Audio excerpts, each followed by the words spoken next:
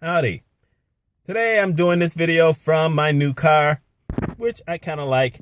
It's very odd though, I gotta admit, because I'm using my phone and what I'm looking at looks very dark. I hope I don't end up being this dark in the actual video, because if I am, then I probably won't use it, which means if you see it, it means I wasn't as dark as what I'm seeing.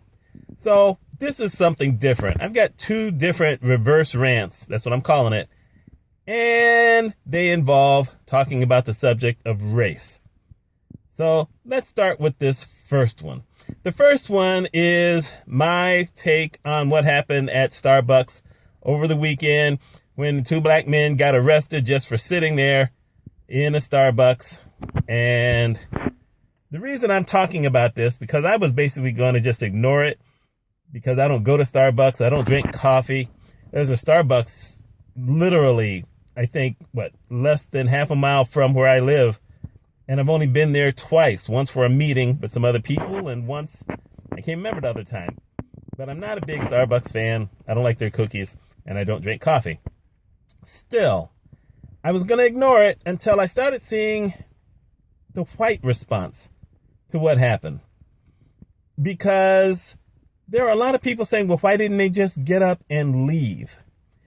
And it's easy to say that when you're in what I'll call a privileged position, where if someone comes to you and says, we want you out of here, usually you've done something wrong.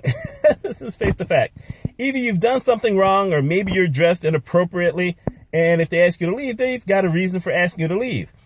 Asking someone to leave just because they're sitting in there waiting for someone else when they're dressed really nice, and just expecting that you're supposed to leave when you're waiting for someone, that's just not fair. That doesn't happen to everyone across the board. Why should anyone have to leave? I've waited in places. I've waited in a McDonald's, and I've waited in different restaurants for people to come in. Now, I'll tell the truth. I've always ordered at least a drink, because if I'm going to wait for someone, I'm at least going to have something to drink. But these guys were just waiting for someone else so that they could go do whatever the meeting was supposed to be. I think they were all real estate people. And I think they were going to have coffee there, and they just decided to wait for the guy. That's kind of the difference here. When you don't have people in different places always kind of looking at you a certain way and deciding that you must be trouble just because you're not following their norms, that's a problem, especially when it concerns race. I mean, I just did that video last week where I talked about what happened to me in this physician's office. And this is just my perception of it. So, for those people who say, well, why didn't they just leave? You really don't have a clue. And y'all irk the heck out of me. There's that. Now I'm going to go on the opposite side. So I guess this week or last week, the Heinz ketchup people decided to put something out that I think they're calling mayo chup. I can't even pronounce it. And it's a mixture of ketchup and mayonnaise.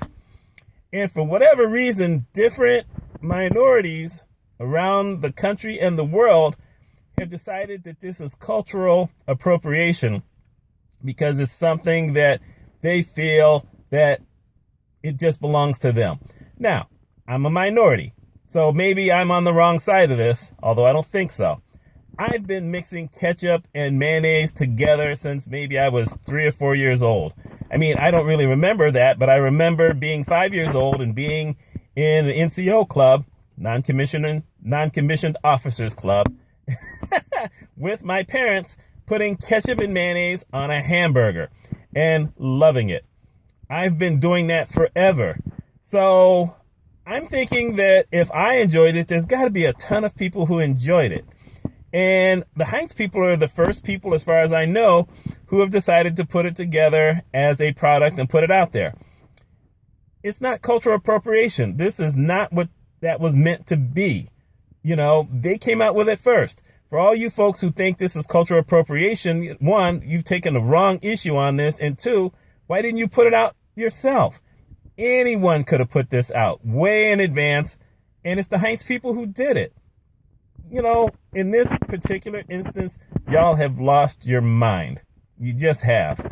I mean, on the one level with the Starbucks, us getting mad, absolutely, definitely. We've all been through this. On the other side, getting mad at Heinz because they're the first people to put something together that the rest of us have probably been eating for, well, decades, is stupid. Anyone could have done that at any time. And nobody owns it.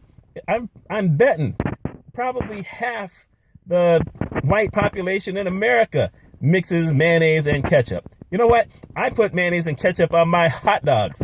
I know there's some people who say, ew, yuck. But I don't like mustard. I like ketchup, but for whatever reason, I just feel like I need to put mayonnaise on it. As a matter of fact, not even pure mayonnaise. If I'm home, I use Miracle Whip. I'm a Miracle Whip guy. I'm a big Heinz guy. I just am. So, like I said, I decided I needed to take both of these, and I'm taking one position definitely with the minorities. The other position, I'm thinking no. And I think it's really only young people. I wrote an article earlier this year where I asked, is cultural appropriation really the big thing for younger people as opposed to older people? Because the older I get, I'm missing a lot of it. Sure, it does happen at times, and it needs to be called out, but at other times, just not feeling it. So that's what today's video is. I will talk to y'all later. Hope everyone's having a wonderful day as we progress through April. Talk to you later.